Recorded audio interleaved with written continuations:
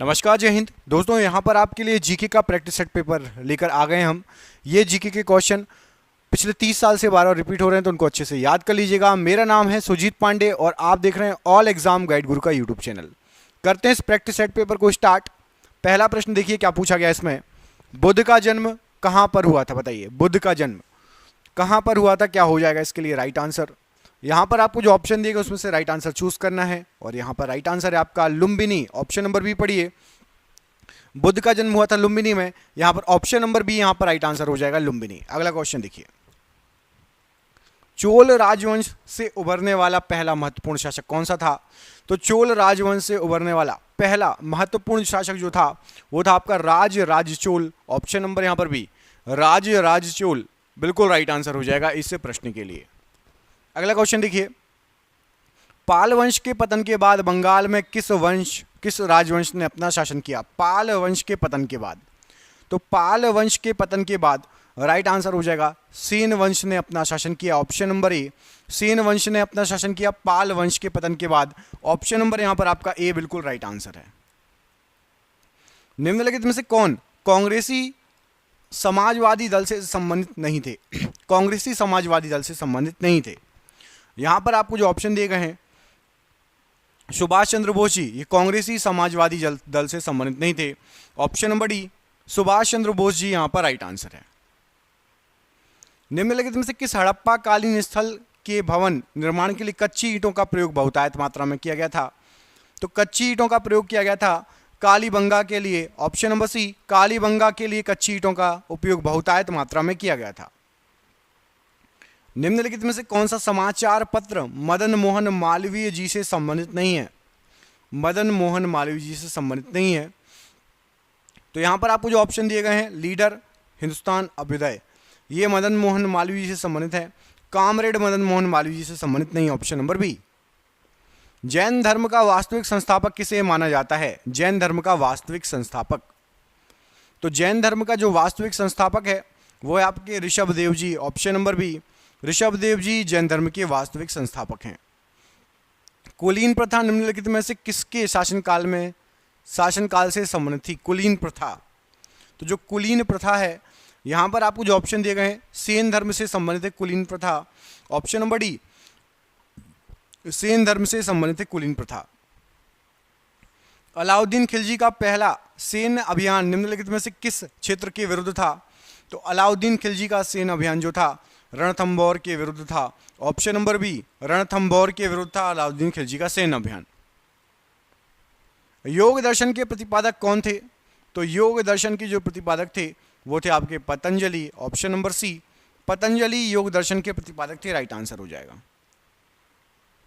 निम्न में से किस शासक वंश के राज्य की राजधानी सुमिलित नहीं है? तो यहां पर देखो, प्रतिहार वंश की राजधानी कनौज थी, राइट है।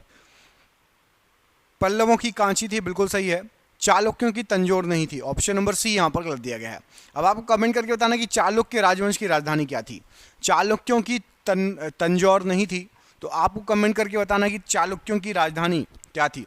जिसको नहीं पता वो कमेंट कर देना, मैं आपको कमेंट में रिप्लाई कर दूंगा सही आंसर क्या है। आपको कमेंट करके बताना कि चालुक्यों की राजधानी क्या थी, ठीक है? कमेंट करके बताइए। निम्नलिखित में से किस भू राजस्व व्यवस्था को टोडरमल प्रणाली कहा जाता है? टोडरमल प्रणाली, तो टोडरमल प्रणाली के नाम से फेमस है आपका जप्ती प्रणाली। ऑप्शन नंबर ए, जप्ती प्रणाली को टोडरमल प्रणाली भी कहा जाता है। ऑप्शन नंबर ए यहां पर राइट आंसर है इस प्रश्न के लिए। लोकायत दर्शन के प्रतिपादक कौन थे? लोकायत दर्शन के प्रतिपादक, तो लोकायत दर्शन के जो प्रतिपादक थे वो थे आपके Charvaka. Option number C, Charvaka यहां पर राइट आंसर हो जाएगा लोकायत दर्शन के प्रतिपादक के रूप में। बगदाद निवासी अल मसूदी किसके शासनकाल में भारत आया था? तो अल मसूदी ये महिपाल के शासनकाल में भारत आया था। ऑप्शन नंबर बी, महिपाल के शासनकाल में अल मसूदी भारत आया था। निम्नलिखित में से किस नेता ने इंडिया होम रूल सोसाइटी का गठन किया था? इंडिया होम रूल सोसाइटी, तो इंडिया होम रूल सोसाइटी का गठन श्यामजी कृष्ण वर्मा ने किया था। ऑप्शन नंबर ए, श्यामजी कृष्ण वर्मा ने इंडिया होम रूल सोसाइटी का गठन किया था। बंगाल के किस शासक ने चीन के साथ संबंध स्थापित किए? तो चीन के साथ संबंध स्थापित किए थे गयासुद्दीन आजम शाह ने। ऑप्शन नंबर ए, ये बंगाल का शासक था और चीन के साथ संबंध स्थापित किए थे गयासुद्दीन आजम शाह, ऑप्शन नंबर ए। सिद्धांतों को लेकर आर्य समाज का विभाजन कब हुआ था? तो सिद्धांतों को लेकर आर्य समाज का जो विभाजन हुआ था 1893 में हुआ था, ऑप्शन नंबर ए। 1893 में आर्य समाज का विभाजन हुआ था। उस्ताद मंसूर किस मुगल शासक के शासनकाल के प्रसिद्ध चित्रकार थे? तो उस्ताद मंसूर जहांगीर के समय के प्रसिद्ध चित्रकार थे, ऑप्शन नंबर बी। जहांगीर के समय के प्रसिद्ध चित्रकार थे उस्ताद मंसूर। पाकिस्तान में मुगल सम्राट जहांगीर का मकबरा कहाँ है? तो पाकिस्तान में मुगल सम्राट जहांगीर का मकबरा है लाहौर में, ऑप्शन नंबर यहाँ पर सी। लाहौर में है जहांगीर का मकबरा, ऑप्शन नंबर सी यहाँ पर राइट आंसर है। निम्न में से किस सदी के बाद से दक्षिण भारत में भूमि दान देने की प्रथा खूब चल पड़ी? तो दक्षिण भारत में भूमि दान देने की प्रथा चल पड़ी थी 8वीं सदी के बाद से, ऑप्शन नंबर सी। 8वीं सदी के बाद से भूमि दान देने की प्रथा चल पड़ी थी। सूरदास ने अपनी रचनाओं में निम्नलिखित में से किस भाषा का प्रयोग किया है? तो सूरदास ने अपनी रचनाओं में ब्रज भाषा का प्रयोग किया है, ऑप्शन नंबर सी। ब्रज भाषा का प्रयोग किया, राइट आंसर है सूरदास ने। गौतम बुद्ध का वास्तविक नाम क्या था? तो गौतम बुद्ध जी का जो वास्तविक नाम था वो था आपका Siddharth, option number A. Siddhartha Gautam Buddha ji का वास्तविक नाम था। दक्षिण भारत के किस वंश के शासक ने धर्मराज की उपाधि धारण की थी? तो धर्मराज की जो उपाधि धारण की थी पश्चिमी गंग ने धारण की थी, ऑप्शन नंबर डी पढ़िए पश्चिमी गंग। इन्होंने धर्मराज की उपाधि धारण की थी। निम्नलिखित में से कौन मुगल काल में एक प्रमुख उद्योग था? तो मुगल काल में एक प्रमुख उद्योग, यहां पर आपको जो ऑप्शन दिए गए हैं राइट आंसर हो जाएगा। मुगल काल में एक प्रमुख उद्योग था सूती वस्त्र, ऑप्शन नंबर सी। सूती वस्त्र एक प्रमुख उद्योग था मुगल काल में, याद रखिएगा। अगला क्वेश्चन देखिए, बंगाल में भक्ति आंदोलन का प्रवर्तक किसे माना जाता है? भक्ति आंदोलन का प्रवर्तक बंगाल में किसे माना जाता है? तो भक्ति आंदोलन का प्रवर्तक चैतन्य को माना जाता है, ऑप्शन नंबर ए। चैतन्य राइट आंसर हो जाएगा इस प्रश्न के लिए। निम्नलिखित में से कौन सा स्थल नवपाषाण युग का प्राचीनतम प्रमाण प्रस्तुत करता है? तो नवपाषाण युग का प्राचीनतम प्रमाण मेहरगढ़ प्रस्तुत करता है, ऑप्शन नंबर बी। मेहरगढ़ यहां पर राइट आंसर है इस प्रश्न के लिए। आगरा में किस मस्जिद पर बंगाल शैली का प्रभाव माना जाता है? तो आगरा में बंगाल शैली का प्रभाव माना जाता है नगीना मस्जिद पर, ऑप्शन नंबर ए। नगीना मस्जिद पर बंगाल शैली का प्रभाव माना जाता है। अमीर खुसरो किसके शिष्य थे? अमीर खुसरो इनमें से किसके शिष्य थे? तो अमीर खुसरो निजामुद्दीन औलिया के शिष्य थे, ऑप्शन नंबर बी। निजामुद्दीन औलिया के शिष्य थे अमीर खुसरो। स्थायी बंदोबस्त डैश की एक विशेषता थी, स्थायी बंदोबस्त। तो स्थायी बंदोबस्त जो है जमींदारी प्रणाली की एक विशेषता थी, ऑप्शन नंबर ए। जमींदारी प्रणाली की एक विशेषता थी स्थायी बंदोबस्त। पुरातात्विक अवशेष के रूप में निम्नलिखित में से तत्व कालीबंगा से नहीं पाए गए? कौन से तत्व कालीबंगा से नहीं पाए गए?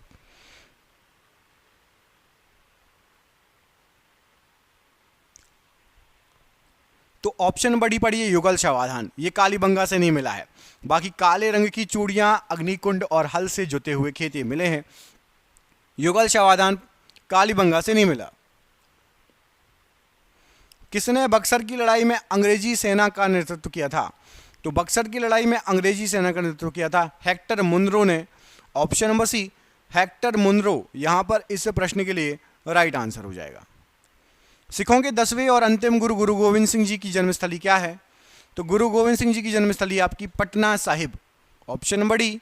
पटना साहिब यहां पर राइट आंसर है। चित्रकला की मुगल शैली निम्नलिखित में से किस शासक के समय शुरू हुई थी? तो चित्रकला की मुगल शैली हुमायूं के समय स्टार्ट की गई थी, ऑप्शन नंबर बी। हुमायूं के समय स्टार्ट हुई थी, राइट आंसर हो जाएगा। तिनकटिया प्रथा का संबंध निम्नलिखित में से किस क्षेत्र से है?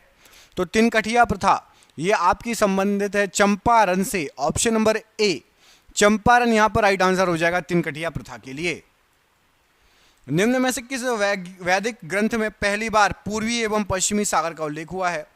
तो पूर्वी और पश्चिमी सागर का उल्लेख हुआ है सतपथ ब्राह्मण में, ऑप्शन नंबर बी। सतपथ ब्राह्मण में पूर्वी और पश्चिमी सागर का उल्लेख हुआ है, राइट आंसर हो जाएगा।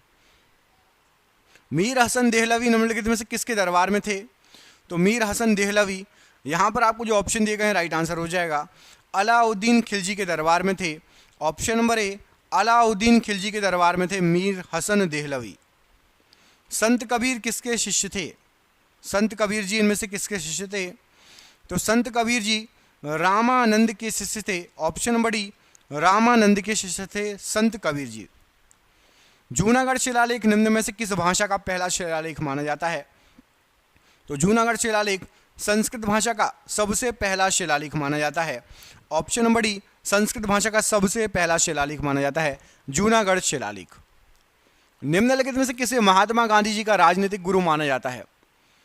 तो महात्मा गांधी जी का राजनीतिक गुरु यहां पर आपको जो ऑप्शन दिए गए हैं गोपाल कृष्ण गोखले जी को माना जाता है। Option number B Gopal Krishna Gokhale ji को माना जाता है, राइट आंसर है।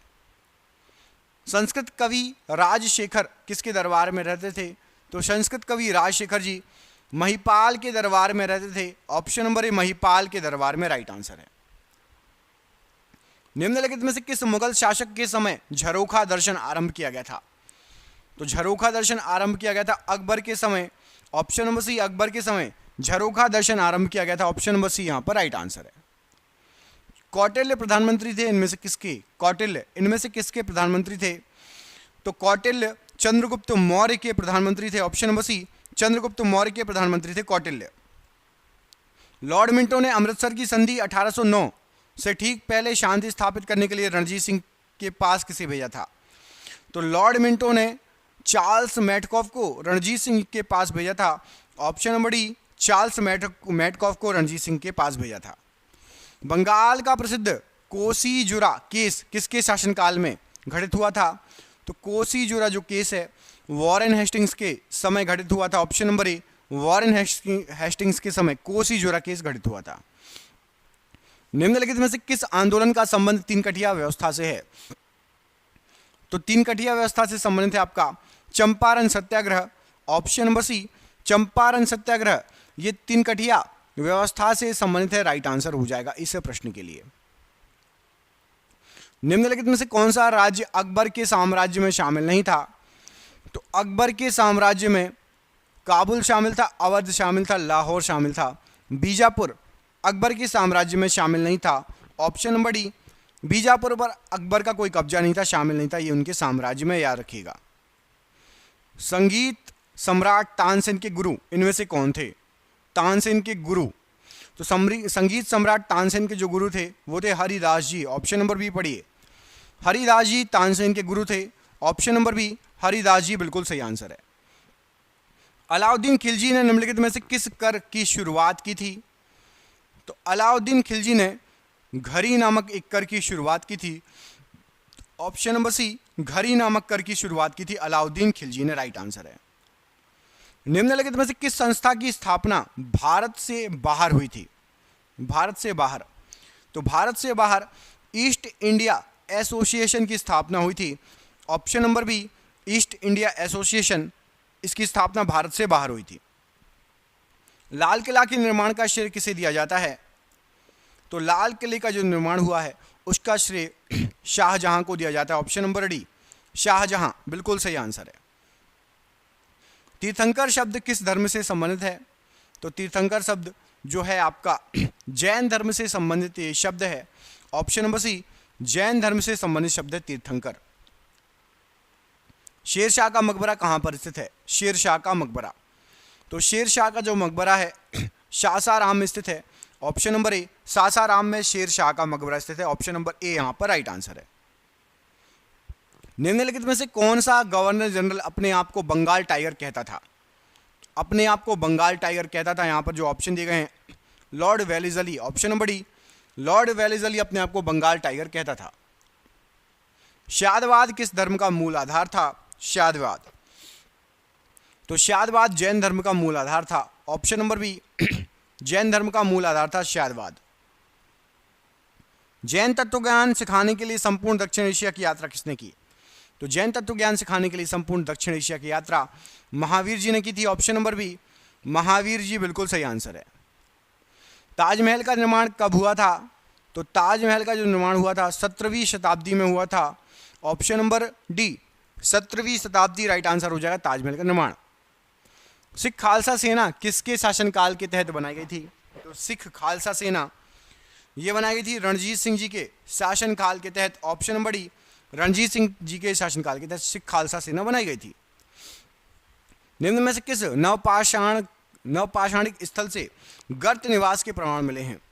तो गर्त निवास के प्रमाण मिले हैं आपके बुर्ज होम से। ऑप्शन नंबर ए, बुर्ज होम से गर्त निवास के प्रमाण मिले हैं, राइट आंसर है। निम्नलिखित में से किस मध्यकालीन शासक को जगत गुरु कहा जाता था? तो जगत गुरु कहा जाता था इब्राहिम आदिल शाह प्रथम को। Option number B, Ibrahim Adil Shah प्रथम को जगत गुरु कहा जाता था। अणुव्रत शब्द किस धर्म से जुड़ा है? तो अणुव्रत शब्द जो है जैन धर्म से संबंधित शब्द है। ऑप्शन नंबर सी, जैन धर्म से संबंधित शब्द है अणुव्रत शब्द। मौर्य काल में निम्न में से किस विषय पर सिर्फ राज्य का ही अधिकार था? तो मौर्य काल में भूमि पर, चारागाह पर, वाणिज्य पर सभी का अधिकार था, लेकिन जो खदानें होती हैं उस पर सिर्फ राज्य का ही अधिकार था। Option number B. 1888 के किस अधिवेशन में कांग्रेस के लिए संविधान का निर्माण किया गया था? तो 1888 का इलाहाबाद का अधिवेशन हुआ था जिसमें कांग्रेस के लिए संविधान का निर्माण किया गया था। Option number D. निम्नलिखित में से अशोक के किस अभिलेख में बौद्ध ग्रंथों का उल्लेख किया गया है?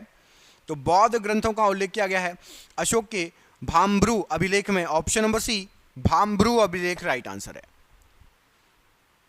निम्नलिखित में से सर्वप्रथम किस वस्तु ने यूरोपियों को भारतीय कारोबार के लिए प्रोत्साहित किया था?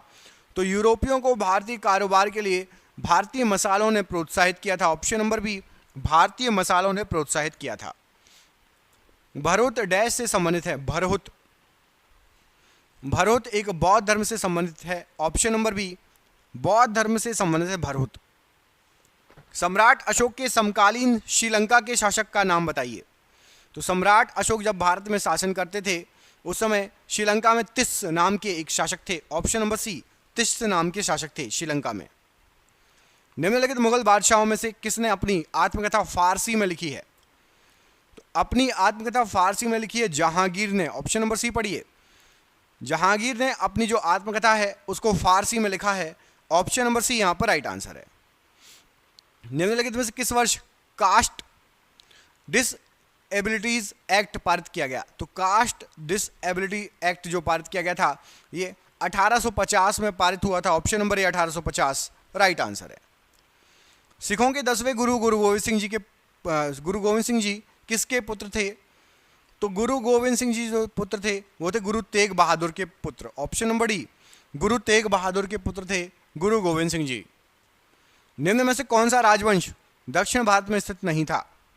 दक्षिण भारत में स्थित नहीं था तो कलचुरी राजवंश ये दक्षिण भारत का नहीं है। होयसल, पांड्य और कदम्ब ये तीनों राजवंश दक्षिण भारत के हैं। कलचुरी दक्षिण भारत का राजवंश नहीं था। कांग्रेस के किस अधिवेशन में सर्वप्रथम किसी विदेशी की ने अध्यक्षता की? तो सबसे पहले इलाहाबाद अधिवेशन हुआ था कांग्रेस का जिसमें विदेशी ने अध्यक्षता की। कमेंट करके आपको बताना है कि इलाहाबाद अधिवेशन में किसने अध्यक्षता की। यदि आपको नाम पता है तो कमेंट बॉक्स में कमेंट करके जरूर बताइएगा, ठीक है। निम्न में से कौन उपवेद के अंतर्गत नहीं गिना जाता? उपवेद, तो उपवेद के अंतर्गत यजुर्वेद को नहीं गिना जाता। ऑप्शन नंबर बी, यजुर्वेद को उपवेद के अंतर्गत नहीं गिना जाता, बाकी तीनों गिना जाता है। दिल्ली के लाल किले, क्योंकि ये वेद है, आयुर्वेद, गंधर्ववेद, शिल्पवेद, वेदों के अंदर जो उपवेद होते हैं उसके अंदर गिना जाता है। यजुर्वेद खुद एक वेद है। दिल्ली के लाल किले में मोती मस्जिद का निर्माण किसने किया था? तो दिल्ली का लाल किला उसके अंदर मोती मस्जिद का निर्माण औरंगजेब ने किया था। ऑप्शन नंबर डी औरंगजेब यहां पर राइट आंसर है इस प्रश्न के लिए। निम्नलिखित में से किस वेद को रुद्र नामक शब्द का आरंभिक स्रोत माना जाता है? रुद्र नामक शब्द का आरंभिक स्रोत माना जाता है ऋग्वेद को। ऑप्शन नंबर ए, ऋग्वेद को आरंभिक स्रोत माना जाता है रुद्र नामक शब्द का। विख्यात संत वल्लभाचार्य निम्न में से किस शाखा से संबंधित थे? तो वल्लभाचार्य जी ये संबंधित थे आपके यहाँ पर जो ऑप्शन दिए गए कृष्णाश्रयी शाखा। ऑप्शन नंबर बी, कृष्णाश्रयी शाखा से संबंधित थे। गुरु नानक देव जी का जन्म कब हुआ था?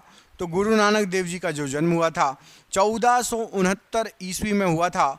ऑप्शन नंबर सी, 1469 ईस्वी में गुरु नानक देव जी का जन्म हुआ था। कई बार एग्जाम में पूछा गया क्वेश्चन, इंपॉर्टेंट क्वेश्चन। निम्न में से कौन सा तत्व पुरातात्विक अवशेष के रूप में लोथल में नहीं पाया गया? तो लोथल में नहीं पाया गया पूछा है। यहाँ पर आपको जो ऑप्शन दिए गए हैं इसमें से युगल शवाधान मिला है, फारस की मोहरें मिली हैं, बंदरगाह मिला है। उत्तम किस्म के जौ ये लोथल से नहीं मिले, बंदरगाह है। लोथल कहाँ पड़ता है? गुजरात में पड़ता है, आप सभी को पता होगा। उत्तम किस्म के जौ राइट आंसर है ऑप्शन नंबर डी। बंगाल के किस शासक ने उड़ीसा का एक भाग मराठों को दे दिया था? तो बंगाल के शासक थे आपके अली वर्दी खान। इन्होंने उड़ीसा का एक भाग मराठों को दे दिया था। ऑप्शन नंबर सी यहाँ पर राइट आंसर हो जाएगा। अली वर्दी खान, इन्होंने उड़ीसा का शासक मराठों को दे दिया था, राइट आंसर हो जाएगा। इनमें से किसने कहा था हुनुच दिल्ली दूर अस्त, मतलब दिल्ली अभी दूर है? इनमें से किसके द्वारा कहा गया था? तो यहाँ पर आपको जो ऑप्शन दिए गए इनमें से निजामुद्दीन औलिया, इनके द्वारा क्या कहा गया था कि हुनुच दिल्ली दूरस्थ, मतलब दिल्ली अभी दूर है। हम लोग यूज़ भी करते हैं कई जगह ये वाक्य, तो दिल्ली अभी दूर है, निजामुद्दीन औलिया। ऑप्शन नंबर यहाँ पर भी प्रश्न के लिए बिल्कुल सही आंसर हो जाएगा। ये हो गया आज का वीडियो अच्छा लगा हो तो प्लीज़ वीडियो को लाइक कीजिए। चैनल पर पहली बार आए हैं, चैनल को सब्सक्राइब जरूर कर लेना। हम मिलेंगे आपसे अगली वीडियो में, अपना ख्याल रखिएगा। आप सभी का बहुत बहुत धन्यवाद दोस्तों, आपका दिन शुभ हो। जय हिंद, जय भारत।